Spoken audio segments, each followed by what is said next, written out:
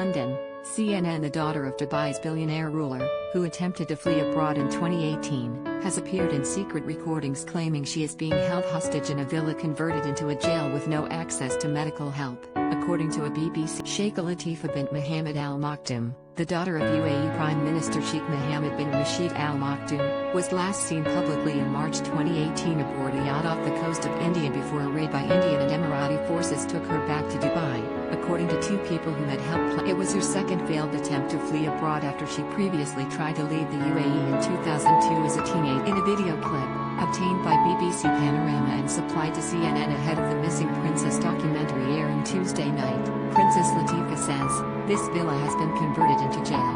All the windows are barred shut, I can't open any. I've been by myself, solitary confinement. No access to medical help, no trial, no charge." CNN has not independently verified the videos or Latifa's current where. CNN has contacted the Dubai government for comment. Read more. Princess Latifa secretly recorded the videos herself on a mobile phone whilst hiding in a locked bathroom, according to the BBC. The documentary says around a year after Latifa was taken back to Dubai, her friend Tiina Jauhiainen was contacted by someone who helped her secretly. Jauhiainen managed to get a phone to Latifa, and since then the princess has recorded many video messages describing her captivity in a villa converted into a jail with its windows barred shut, according to a BBC. BBC Panorama has independently verified the details of where Latifa was being held hostage. She was guarded by around 30 police, working on rotation, both inside and outside. The location is just meters from the beach. It is not known if she is still there. The press. In another video to be shown in the documentary, Latifa says, "I have been here ever since, for more than a year in solitary confinement. No access to medical help, no trial, no charge, nothing. Every day I am worried about my safety and the police threaten me that I will never see that I am not safe here." Jauhiainen tells the documentary she is greatly concerned for her friend. She is so pale, she hasn't seen sunlight from. She can basically move just from her room to the kitchen and back. After her failed escape in 2018, in December of that year Latifa was visited by the former UN Human Rights Commissioner. Latifa was seen in grainy photographs alongside Robinson, a former president of Ireland, who said later that Latifa was troubled and regretted her attempts to escape. Robinson's account was criticized by human rights activists. Robinson made the visit at the request of the ruling family, according to a communiqué the UAE mission in Geneva sent to the Office of Special Procedures at the High Commissioner for Human Rights for the United. The documents respond to and rebut false allegations that have been made about Her Highness, providing evidence that she is alive and living with her family in Dubai. The statement, however, in the BBC Panorama episode, Robinson gives a different account of her controversial meeting with Latifa in 20. "I was misled, initially by my good friend Princess Haya, because Haya began to explain that Latifa had quite a serious bipolar problem. And they were saying to me, in a way that was very convincing, we don't want Latifa to go through any further trauma. I didn't know how to address somebody who was bipolar about their trauma.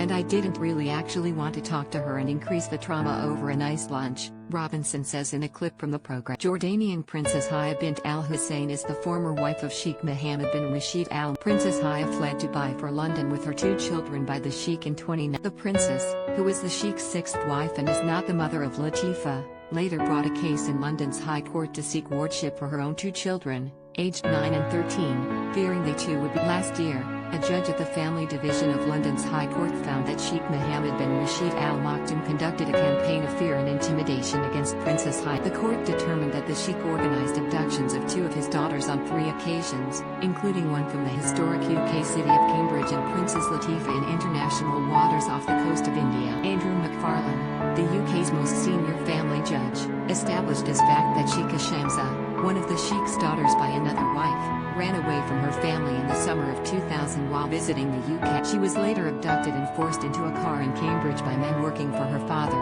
before being driven to property. There, she was put on helicopter to Deauville in France and then on a jet back to Dubai. The other daughter, Latifa, had twice tried to escape her Emirati family but was forced back, once in 2002 from the border of Dubai with Oman, and in 2018 by an armed commando assault at sea in international waters near the coast of India. The judge. With respect to both Shamsa and Latifa, it is asserted that following their return to the custody of the father's family they have been deprived of their liberty, the judgment said. finding the assertion to be true. CNN reported at that time that Sheikh Mohammed, the Vice President and Prime Minister of the United Arab Emirates, said the court's assessment was the one. This case concerns highly personal and private matters relating to our children. The appeal was made to protect the best interests and welfare of the children. The outcome does not protect my children from media attention in the way that other children in family proceedings in the UK are protected, he said in a statement issued by his rep. As a head of government, I was not able to participate in the court's fact-finding. This has resulted in the release of a fact-finding judgment which inevitably tells only one side of the. I ask that the media respect the privacy of our children and do not intrude into their lives in the UK.